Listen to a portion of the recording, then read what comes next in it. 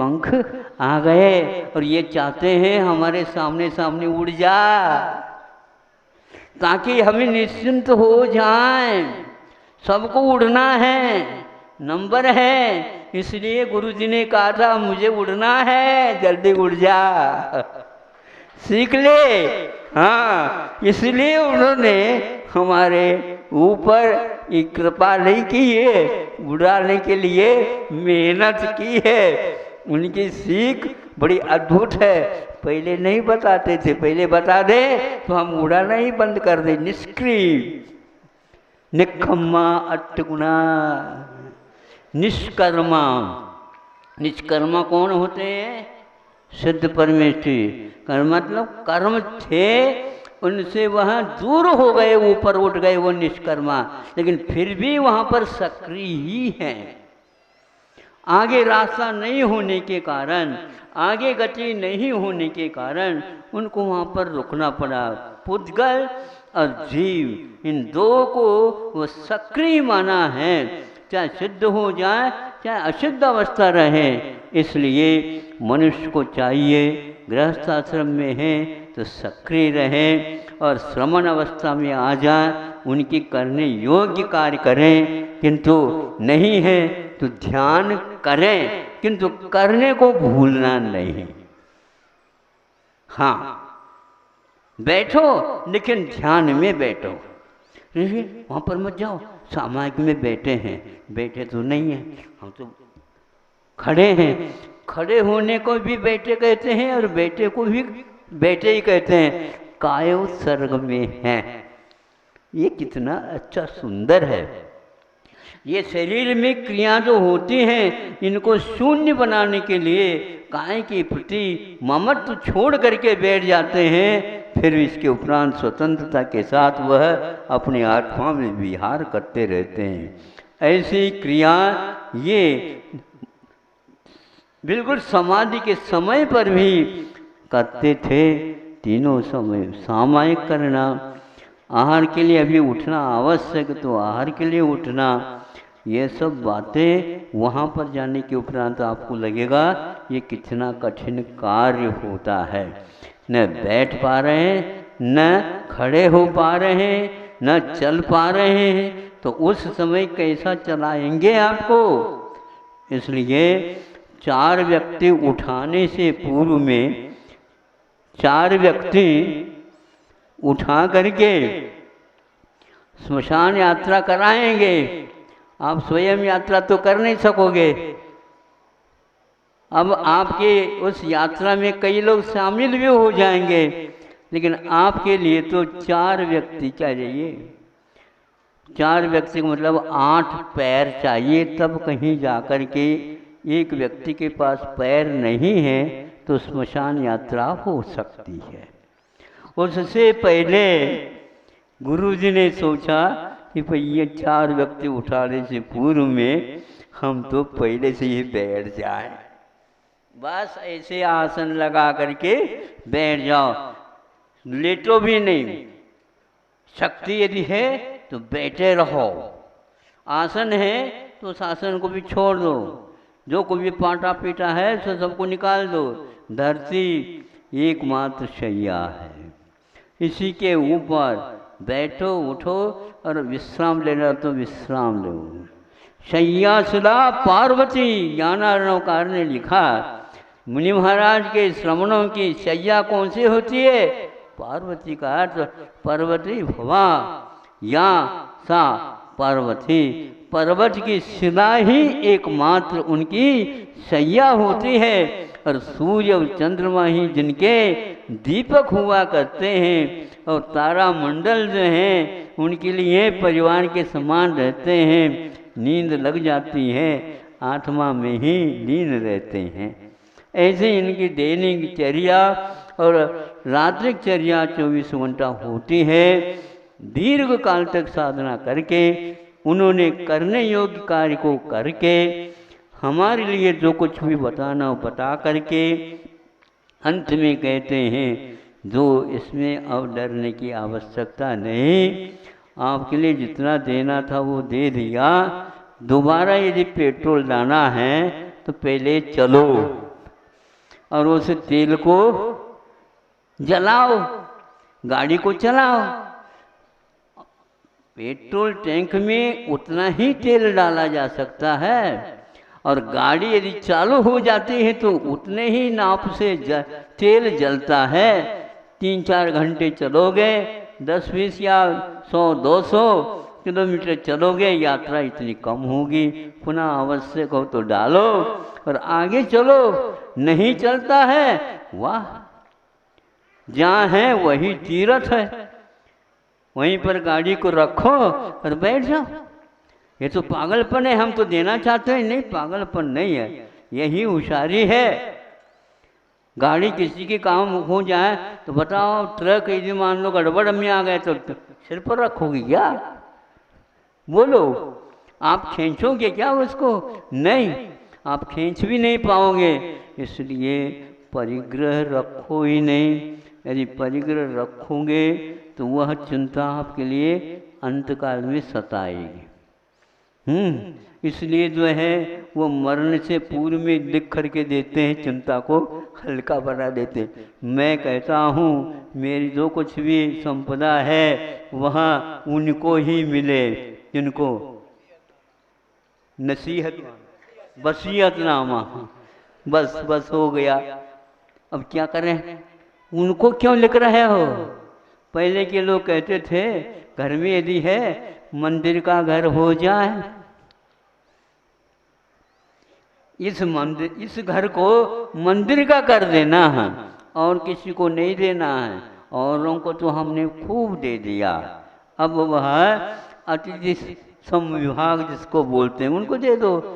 बहुत श्रावक लोग, समाज लोग कहेंगे कि ये बहुत अच्छा है, जीवन पर्यंत किसी से मांगा नहीं और अंत समय में तीर्थ में दे दिया। इसी प्रकार आप लोग भी अपने समाज के लिए अपने आप के शरीर को, गाड़ी को समर्पित कर दो। वो पेट्रोल डाल लेंगे और अब इसको चलाते चले जाओ। जिस समय रुक जाए उस समय अपने आप संन्यास हो जाएगा। यह राजनीतिक संन्यास नहीं है, ध्यान रखना।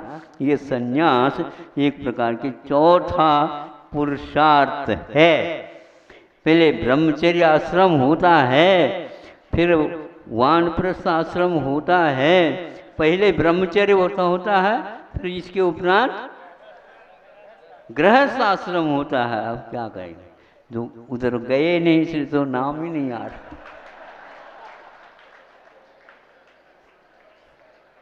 और आप गए तो दूसरे नाम ही नहीं ले रहे।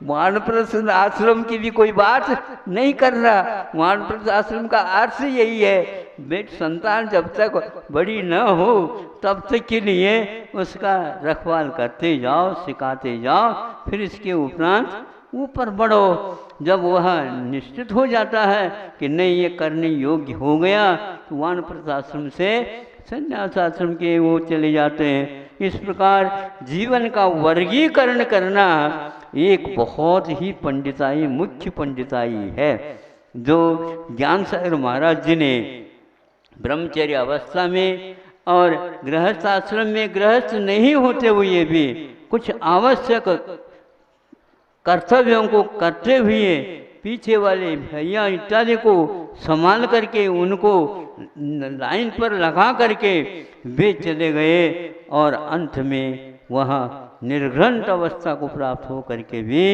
उस काया, समय हो गया, काया जब चलना बंद हो जाते हैं उस समय मैं कैसे करूं, वो करूं, नहीं कुछ नहीं कर रहे हैं। बस मैं आज इसको छोड़ना चाहता हूँ। और वह भी सिंह वृत्ति देखो, यह लघु वृत्ति नहीं है, यह सिद्धांत लघु वृत्ति नहीं है, ये महासिद्धांत वृत्ति है। लघु सिद्धांत वृत्ति भी है और महासिद्धांत वृत्ति भी है। व्याकरण में जैसे लिखा गया उसी प्रकार इसमें भी है।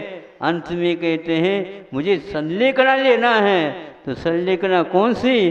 काय की नहीं, काय की संलेखना तो हो रही है, किंतु काय की संलेखना करते हुए इसके प्रति मोह रहने जाए, इसलिए क्रोध, मान, माया, लोभ का भी मैं त्याग करता हूँ और इसके योग्य चर्या आपको कराना है, इस प्रकार कहने वाला सिंह वृत्ति वाला होता है। और यह हमें अंत में उनसे सिंह वृत्ति कैसे अपनाई जाती है और मान के ऊपर प्रहार कैसा किया जा सकता है, जैसे कल नहीं परसों कहा था, मान प्रमाण तभी बन सकता है जब उसके ऊपर उपसर्ग हो जाता है। तो उसी प्रकार आपको कोई छोटा कह दे, आपको बड़ा कह दे, तो आपको अच्छा भी नहीं लगेगा और अच्छा भी लगेगा, दोनों बात होते हैं। समता पर आने के लिए समता सर्वभूतेषु संयमे शुभ भावना आत रौद्र परित्याग तद्य सामायिकम मतम, एकमात्र समता में समाधि, उसमें निष्ठा आ जाती है। इस भव में नहीं सही, अगले भव में तो उसे केवल ज्ञान प्राप्त होने की यही एकमात्र कुंजी है। समाधि के बारे में वर्णन क्या करना है, किंतु उनके उस दिवस से हमें बार बार याद और प्रेरणा मिलती है कि हमें भी उसकी तैयारी अभी से तैयार करना है, क्योंकि ऐन मौके के ऊपर यदि आप प्यास लग जाती है, कुआं खोदना चाहो, मिट्टी और पत्थर ही निकलेंगे, ध्यान रखो, झिर नहीं निकल पाएगा। झिर के लिए भी बहुत नीचे खोल में ज़्यादा पड़ता है और खोजना नहीं होता, खोदना होता है। आज खोज का दिन है, खोद का नहीं, खोदना।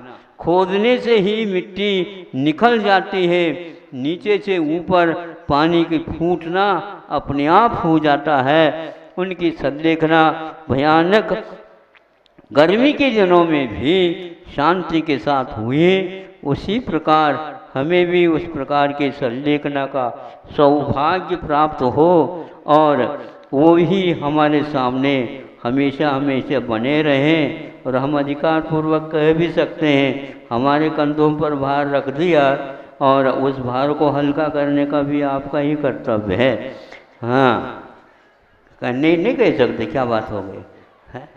और पाठशाला के लिए बुला दिया, जिन्होंने बुलाया उनको हम कहेंगे हमें कुछ नहीं आ रहा है, सिखाओ, नहीं तो भेज दो हम, तो कुछ सिखाना पड़ेगा। कहाँ, अभी तो है ही नहीं। कौन कहता है वो अभी है ही नहीं? कौन कहता है अभी है ही नहीं? वह निष्क्रिय भी नहीं, किंतु वो एक प्रकार से गुप्त है, यानी गुप्त का अर्थ सामने नहीं आते, किंतु पूरा का पूरा सूत्रधार का काम वही करते रहते हैं। हम लोगों की बस की बात है ही नहीं। सूत्रधार कौन होता है? पर्दे के पीछे रहता है, पर्दे के पीछे तो कोई जनता जाती नहीं और वो सामने सामने तालियां बजाते रहते, क्या ये पात्र बहुत अच्छा बोलता है, बहुत अच्छा बोलता है। वहाँ पर कान लगा करके देख लो, एक एक शब्द बोला जा रहा,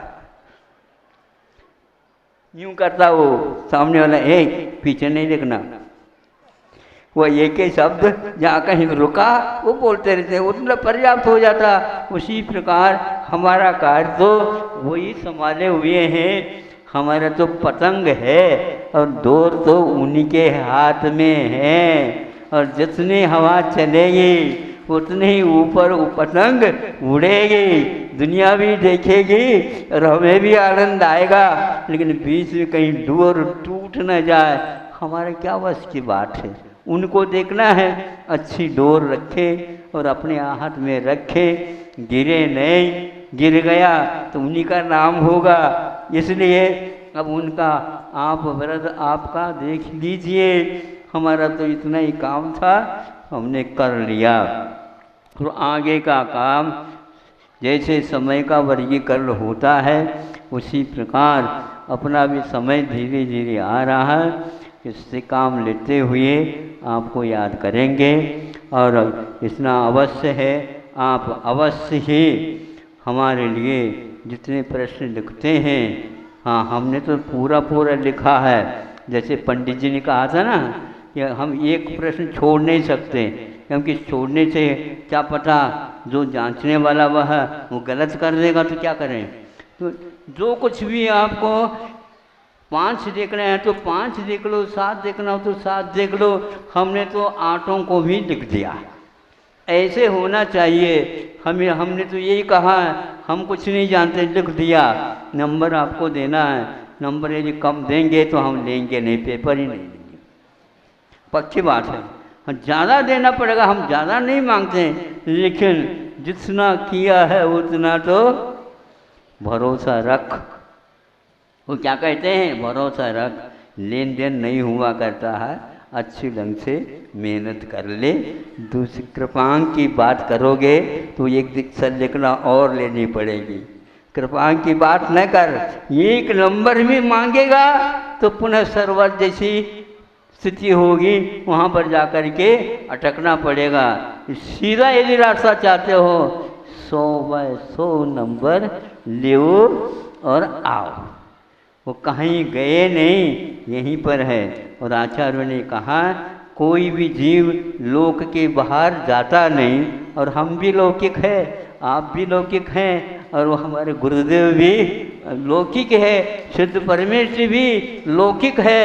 सारे लोक में ही रहना है, लोक में थे और आज भी लोक में हैं। ये त्रैलोक और त्रिकाल संबंधित सत्य है। इसलिए जब कभी भी मिलेंगे उस समय और प्रश्न हम पूछेंगे, और आप भी पूछना हो तो उनके पास चलो, सभी पूछ जा करके पूछेंगे और वो सारी बातें समझ में आएंगी। अभी कुछ भी नहीं आएगी समझ में, अभी तो एकमात्र उनके कहने के अनुसार ही कई लोग जो हैं अति अधिकार के साथ कहने लगे हैं। अब हमें रास्ता की कोई आवश्यकता, बोलो क्या, अभी तो भजन बोल रहे थे, अब हमें कोई रास्ते की आवश्यकता नहीं है, क्योंकि हाँ आपके पैरों के निशान मिल गया। अच्छी बात है, मतलब निशाने की पहचान भी तो होना चाहिए कि नहीं। हाँ निशाने ऐसे कौन सी निशानी है, ये भी देखो। हाँ बहुत सारे पशु होते हैं, उनके भी पैर मनुष्य जैसे होते हैं, इसलिए निशान को पहचानना भी बहुत कठिन है। इसलिए आप उनको याद रखो और उनके निशानों को भी ढूंढते जाओ, और निशाने तो दिशा की ओर देखने से ही मिलते हैं, और रात में भी वो दिखते हैं। इस प्रकार विश्वास के साथ हम कह सकते हैं गुरु लोग हमेशा आगे पीछे देखते रहते हैं, संभालते रहते हैं, अपने आप को भी संभालते रहते हैं। आज समय थोड़ा सा ज़्यादा हो गया, किंतु संलेखना का समय है, उसको कोई बंद करके तो रह नहीं सकता। पहले वालों ने ज़्यादा समय ले लिया, इतना नहीं लेना चाहिए था, मैं बोल भी नहीं सका, और आप भी ऐसे ही करते चले जा रहे हैं। ऐसा नहीं, मंच पर बैठे हैं, समय को भी ध्यान रखना चाहिए सब लोगों को, और यदि ध्यान में नहीं आता है तो अड़ोस पड़ोस वाले उसको थोड़े से कह सकते हैं। हम दूर थे इसलिए नहीं कह पाए।